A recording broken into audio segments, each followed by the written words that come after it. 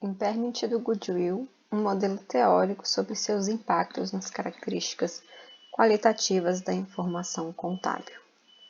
Segundo a estrutura conceitual, o objetivo da divulgação é fornecer informações úteis. Com base nessa utilidade, o IASB substituiu a amortização do Goodwill pelo teste de impairment, com a justificativa de que essa forneceria informações mais úteis. No entanto, a literatura, os stakeholders e o próprio IASB têm reconhecido que o teste é caro, complexo, concede ampla discricionariedade aos gestores, além de fornecer um efeito de proteção contra perdas. Tudo isso coloca em dúvida a utilidade dessa abordagem.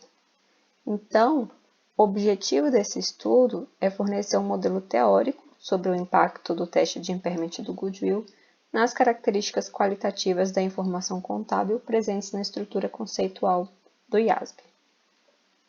Mas como se daria esses impactos? Tomando como base a relevância, dada sua natureza e magnitude, a perda por impairment do Goodwill pode ser considerada uma informação relevante, fazendo diferença nas avaliações sobre a empresa. Isso porque o reconhecimento dessa perda sinalizaria uma redução na expectativa de lucratividade futura da empresa.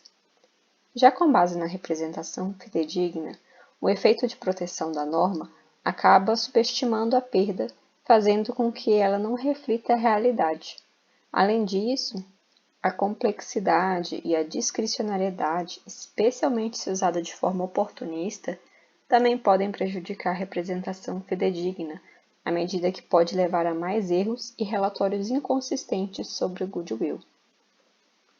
Quanto à verificabilidade, percebemos que o teste de impairment depende de premissas de difícil verificação, como a unidade geradora de caixa, o valor recuperável e as evidências internas de desvalorização. Essa dificuldade ocorre tanto pela complexidade das informações quanto pela discricionariedade dos gestores, que podem manipular essas informações. Em relação à tempestividade, o impairment do Goodwill pode prejudicar essa característica, pois os gestores têm incentivos para atrasar ou evitar perdas, utilizando sua discricionariedade para isso. Além disso, o efeito de proteção também resulta em perdas reconhecidas tarde demais, somente quando forem suficientemente grandes para serem reconhecidas. Com base na comparabilidade, a complexidade e a discricionariedade do teste pode levar a uma quantidade maior de erros e relatórios inconsistentes, fazendo com que transações diferentes pareçam semelhantes e vice-versa. E, por fim, com base na compreensibilidade, a complexidade do teste pode dificultar a compreensão da informação, assim como a discricionariedade oportunista, que levaria as empresas a ocultar informações ou fornecer informações mínimas e vagas para que os investidores não consigam avaliar com confiabilidade as premissas usadas no teste. Tudo isso leva ao modelo teórico de como o impairment do Goodwill pode afetar as características qualitativas. Destaca-se que os principais mecanismos por meio dos quais o impairment afetaria as características são, em ordem decrescente, a discricionariedade, a complexidade e o efeito de proteção da norma. Essas podem influenciar as características qualitativas tanto diretamente quanto indiretamente por causa da relação inerente que existe entre as características na estrutura conceitual.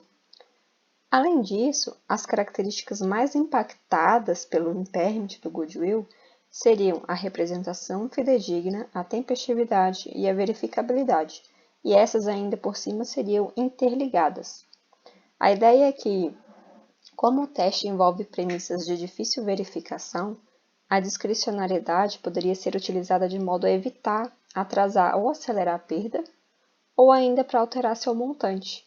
Isso faria com que a perda não fosse reconhecida oportunamente e que esse reconhecimento não pudesse ser avaliado com confiabilidade pelos investidores. Tudo isso traz importantes implicações para o IASB, órgãos reguladores, empresas e auditores. Para o IASB, indica que o principal problema não está nos padrões em si, mas na forma com que a discricionariedade é usada. Isso implica, então, que órgãos reguladores, empresas e auditores é quem deveriam implementar estratégias para endereçar essa questão. No entanto, isso não significa que o IASB não tenha que tomar nenhuma atitude. Ao reconhecer que a complexidade e o efeito de proteção da norma prejudicam características qualitativas e aumentam custos, o estudo reforça a necessidade de se tratar essas questões. Muito obrigada a todos.